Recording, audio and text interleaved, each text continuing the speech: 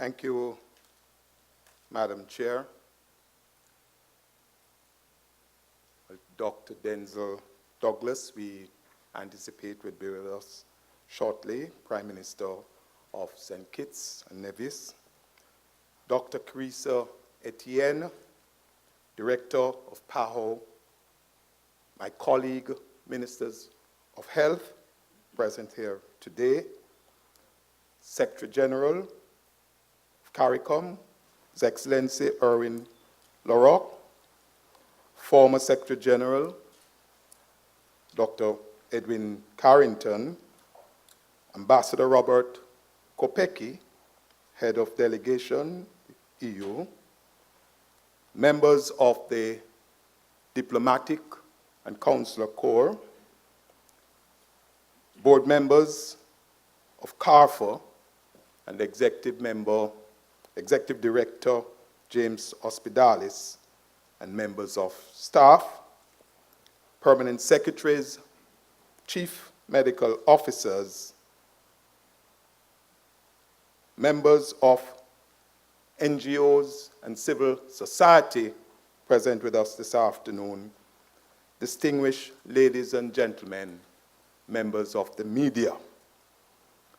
Today is a very special day for health in the Caribbean region. Today we launch the Caribbean Public Health Agency, CARPHA. In my capacity as chairman of CARPHA, I'm charged to welcome you all on this occasion. In bringing welcome on this special occasion, I'm mindful of what Elizabeth Taylor said to her fifth husband, "I shall not keep you long." There are two watchwords that I want for us to focus on: integration and unity. These words bear importance because they have as much to do with our genesis as they do with our purpose, and will ultimately affect the health outcomes for this region. In March 2010, CARICOM heads were united in the view that the 5 regional health institutions, CAREC, CFNI, CHRC, SEI, and CRDTL, located in 3 different countries, should be integrated. Today, the launch of CARPHA gives effect to that decision. Today's event holds a lot to the vision of those before us, among them Prime Minister Denzel Douglas, who realized the efficacy of a regional public health agency that bears the bond of our common histories and experiences. Many persons nurtured the vision in the period between 2010 and today.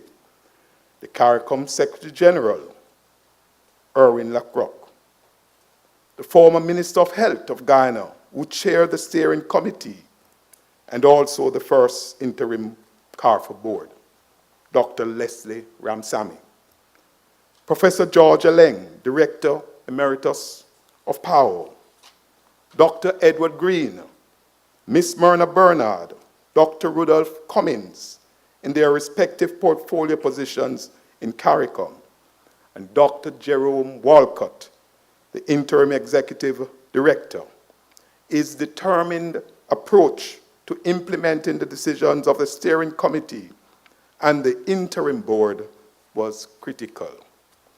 Dr. Beryl Irons, former director of CARIC, provided exceptional leadership in the recent transition period and is also recognized.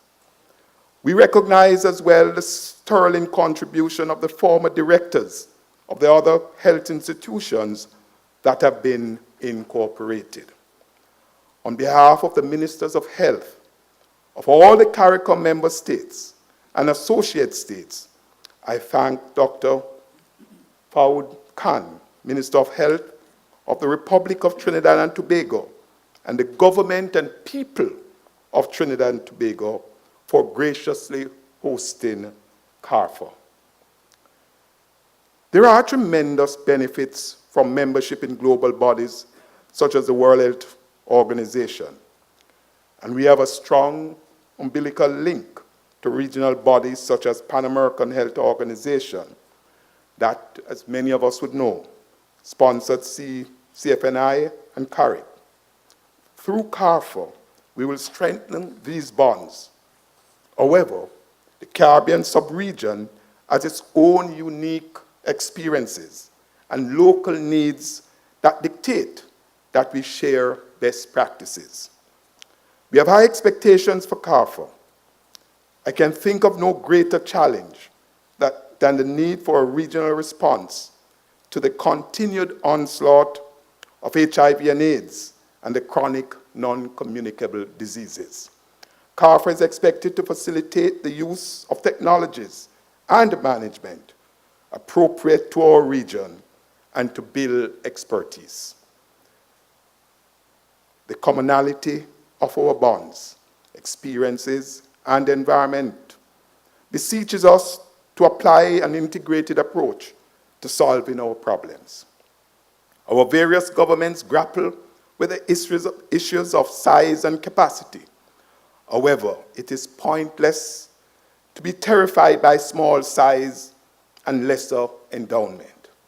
We can benefit from what is right about the way we manage public, environmental, and human health, and learn from the challenges where they exist regionally.